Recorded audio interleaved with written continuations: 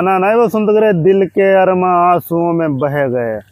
तो भैया हमारे यहाँ काश्तकारी पानी में बह गए।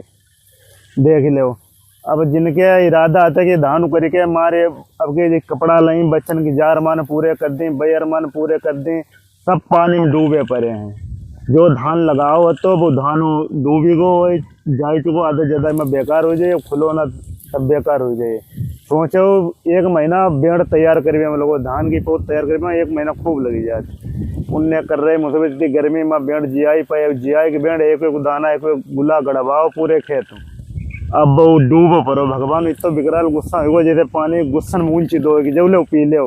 अरे इतो पानी थोड़ो भगवान से मांगो, तो ऊपर वाले से इतो पानी काश्तकार मांगे थे तो कि भगवान पानी बसाई दो धान गड़ जाए। जा थोड़ा को कहते कि धान गड़ने के बजाय जो हमारे बूढ़ जाए। भगवान भाई जब मजाक करते काश्तकार संग, अब खाई कहते वह आलू करो। हमें खूब